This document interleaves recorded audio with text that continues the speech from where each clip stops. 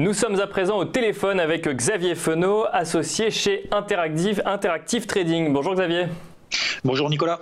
Alors on va regarder avec vous les différentes tendances ce matin. On va commencer par le CAC 40. Donc la Fed hier annonce durcir un petit peu sa politique, augmenter ses taux. On attend la BCE cet après-midi à 14h30. Du coup un marché qui ouvre en baisse. Et à quoi est-ce qu'on peut s'attendre ce matin ? Alors on a un peu plus de volatilité suite à ce rendez-vous de la Fed hier soir. Alors après, tout peut changer bien évidemment cet après-midi en fonction de ce qu'annonce la Banque Centrale Européenne, mais surtout l'interprétation du marché. Donc on a un mouvement de volatilité qui est en train de se mettre en place, surtout d'ailleurs sur les indices américains. Ce sont surtout d'ailleurs les indices américains qui plombent un petit peu les indices européens. On verra tout à l'heure, mais on a également un euro-dollar qui se raffermit un petit peu, qui repasse au-dessus de la zone des 1,18. Donc clairement pour le moment sur les indices européens on est dans une pression vendeuse depuis l'ouverture, comme vous l'avez dit. On a eu un gap baissier sous les 4430 points. Là, on est en train de tester véritablement une zone support très importante qui tient depuis le début du mois de juin, même d'ailleurs depuis la fin du mois de mai. Donc là, on est depuis quelques séances, depuis 2 semaines à peu près, on est dans un étau, dans un range horizontal entre 5400 et 5500 points. C'est une phase de stabilisation horizontale qui succède à un mouvement baissier qu'on avait eu depuis les 5650 points. Donc d'un point de vue véritablement purement technique, on a 75% de chance de sortir par le bas de cette phase de consolidation horizontale.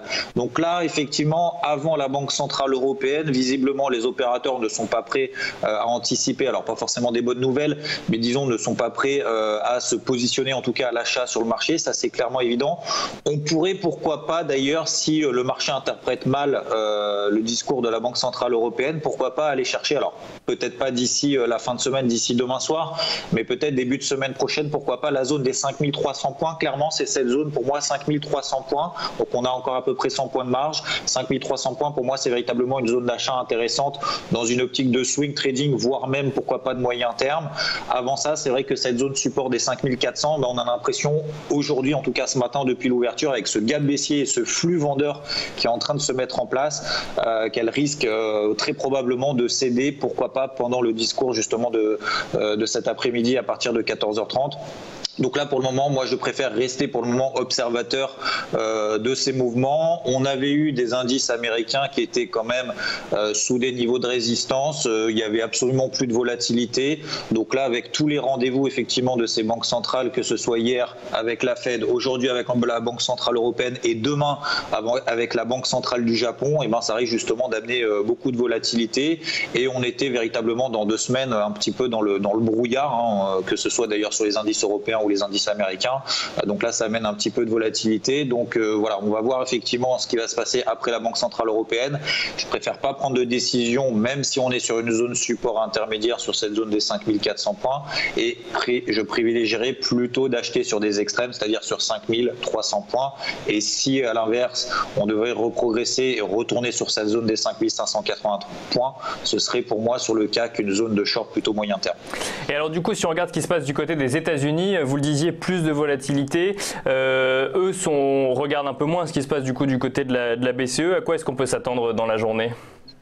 Oui, vous venez de le dire, peut-être moins d'attente, mais on a toujours un petit phénomène quand même de corrélation. Alors, même s'il n'y a pas de corrélation, bien évidemment, vraiment similaire entre l'évolution des indices américains et les indices européens, mais ça aura forcément un impact sur les indices américains. Le SP500, par exemple, lui était sur une zone de résistance vraiment très importante, sur cette zone des 2785 points. Depuis 4 séances, on montait en crabe, c'est-à-dire qu'on avait des accélérations baissières très rapidement invalidées. Donc on avait plutôt le sentiment qu'on allait dépasser les 2800, voire même rallier les 2820 points. Donc hier, depuis hier soir, on a plutôt des prises de bénéfices. Donc là, sur le SP500, alors il n'y a pas mort d'homme, c'est-à-dire qu'on est tout simplement, d'un point de vue purement technique, en train de réagir sur une zone de résistance de 2785 points très importante. On reste dans une dynamique quand même haussière depuis avril, au sein d'un canal ascendant, si on relie tout simplement les plus bas d'avril, les plus bas de mai, également les plus bas de la fin du mois de mai. on est toujours dans un canal ascendant. Donc tant qu'on ne repasse pas en dessous de 2700, 2720 points, on reste toujours dans une dynamique quand même moyen terme haussière. Donc là, on est tout simplement en train, les opérateurs sont tout simplement en train de prendre des bénéfices de manière logique au milieu de trois rendez-vous de banque centrale. Donc c'est quand même relativement légitime. Il n'y a pas de catalyseur haussier permettant de justifier une accélération haussière sur les indices américains ou d'ailleurs sur les indices européens. Donc c'est quand même relativement logique et des prises de bénéfices juste avant justement ce rendez-vous de la Banque Centrale Européenne. Et alors troisième rendez-vous de la semaine, Xavier, c'est la Banque du Japon, donc la Fed, ensuite la BCE, ensuite la Banque du Japon. Du coup, si on regarde maintenant cette Banque du Japon qui ne s'exprimera que demain, un focus sur le Nikkei? Alors sur le Nikkei, c'est la même chose que sur d'ailleurs les indices européens et les indices américains. C'est là ça devient intéressant, c'est que tous les indices sont à peu près sur les mêmes niveaux. Sur le Nikkei, effectivement, on est sur cette zone de résistance des 23 000. Alors 23 000, ça a été le plus haut réalisé au mois de mai. C'était le plus haut d'ailleurs depuis le mois de février. Donc on a parfaitement bien réagi sur cette zone des 23 000 points. De la même manière que sur le SP 500, où lui, ça correspondait à cette zone des 2785 points. On est en train de réagir sur cette zone. Il y a des prises de bénéfices légitimes.